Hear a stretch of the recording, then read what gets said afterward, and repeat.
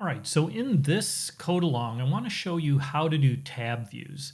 So we've been doing everything with the navigation view where we're going down deeper levels of detail on a particular list. But a lot of times we have completely different sets of content, all part of the same app. And the way we do that in iOS is we get access to these different things by tapping on the tab view at the bottom. Now on my desktop, I just did a screen capture of me using LinkedIn as an app. And I just want to show you down here at the bottom. This is the example of these tabs that I'm referring to. So there's a home tab.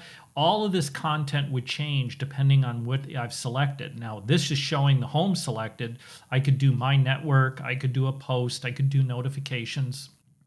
And the way I want you to think about this is like each of these is its own app within an app. And you can go between them and they're going to be completely different sets of things. It's not like I'm getting more detail on a particular item like I would up here. Like I'm guessing that if I clicked on this is just a photo, but if I clicked on it, it would actually dive me into this story in more detail. That's why we would have a navigation view, and that's why you would use a navigation link to link down into it. In this case, we're going to be creating what's called a tab view down here. And originally I said the navigation view is only used once, and that's true as long as you only have one tab or no tab. Like you're basically just you just have an app and it's all just a single navigation view, and you go down into the detail. Here, every one of these is going to have its own navigation view at the top. And so that's okay. But then once you start diving down into the navigation views, you don't want to redeclare the navigation view each time. So you're just basically going to use navigation links from then on. So let's pop out of this and see how we do this in the code that we have now. So here we've basically built this popular car makes app. We have these three that are listed here, and we tab into them. We get basically an image of the particular car that we're interested in. Now we can imagine that maybe this is going to be an app that might do popular car makes, but it might also do something, let's say, with trains.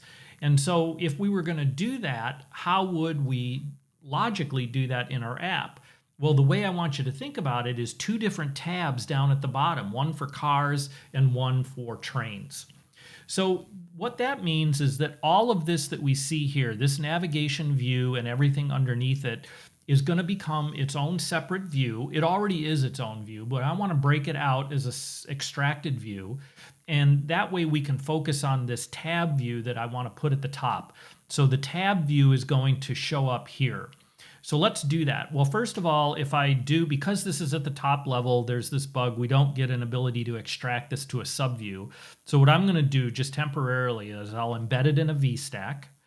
And then I'm going to go back to this navigation view. And when I do my Option Command click, I do get the extract subview. So I'm going to extract that subview out. So here it is, right? And of course, it's complaining about cars now because cars was declared up here, but it's not declared in this view. So let's just go ahead and move that down. So we're going to take this, cut it, and I'm going to paste it in here, and I'm going to do a Control B, and the build succeeds, and we're good. And now this is not going to be in a VStack. This is going to be in a tab view. But before we do that, I want to do one other thing, which is fix this issue of the name. So extracted view, I don't want you to keep those.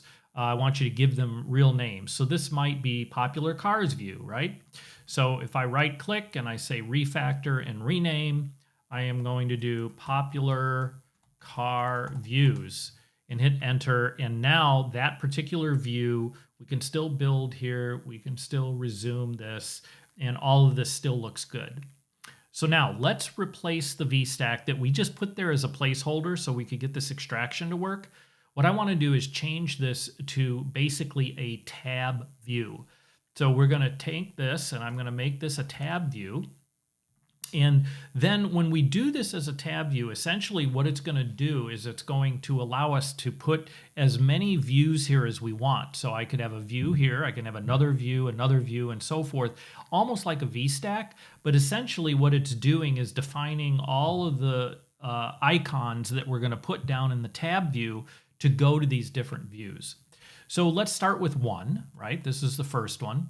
And what we want to do now is give it a modifier, which is what's referred to as a tab item.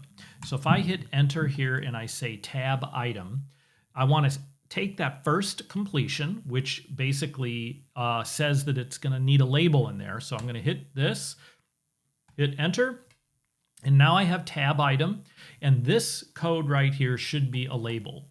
So we're going to say label, and then it's going to have a title and an icon. So let's go down here. I'm going to hit enter on that.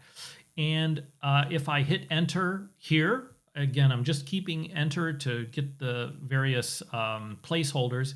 Here is where we're going to have the label. So this would be where the text is of the tab. So we might say text cars. And then the icon is going to be image, system name, and then we're going to give it, I think we have in SF symbols car.fill. And sure enough, when we do that, look at this down here at the bottom, because this has been running and watching what we're doing. We get a icon for a car. Cars is right here. That's based on what we typed right here. And we now have a single tab for this application, the one for basically this view right here. So let's say we want to do a second one now, right? Because we want a second view, and it's going to be do something completely different, something related to trains, let's say. So what we can do is if I hit enter here, I'm adding another view, basically. So here I'm going to, let's just make it a text view, and we'll call it trains. And so that's going to be the second view that pops up when we click on the tab. So it'll just be text right in the middle, centered, and it's going to call it trains. But remember, each one of these, we need to put this tab item as our modifier. So I'm going to hit tab item. I'm going to hit enter. Then I'm going to create label, open paren. I want that title and icon. So I'm going to hit enter. I'm going to hit enter again. So now I have this structure right here. So in this spot, we want the label, the text that is going to display just like we have cars here. So this should say text trains as an example. And then the icon is going to be a system image. So we're going to say image, system name. And then if I go over here, we see it's train side front car, as we just searched on train. These are the ones that are available to us. So let's just pick one, train side front car. Put that here. And we want to basically Command B. We built, it looks good. This is all running. Let's do a resume here. And we can see down here that we now have we have two tabs, right? So we have the cars tab and we have the trains tab. So what's cool is if I click on the trains tab, this view right here is the thing that pops up. And so now it's saying trains, right? Because that's the only thing that this view does. It's a text view. But of course, this can be a custom view that is a whole nother app that takes you down into a whole nother series of items. And so you can build those out as many as you need to do your app. But this is just showing a single view. And then if I go back here to cars, I'm back to cars. And again, I can navigate through. And notice if I navigate through, I can still go back to trains immediately, right? And I can come back to cars, and I'm right where I left off on the other navigation stack. So this is how you can create a tab view. You would only do one tab view in your whole app, and that's going to be right here at the beginning. So right in the first content view here, you're going to start out with a tab view, and then go ahead and put in the views that you want, and then build those views out. Those will all have, likely, each one of those will probably have a navigation view inside it, and then an ability to do navigation links down inside to the different detail items.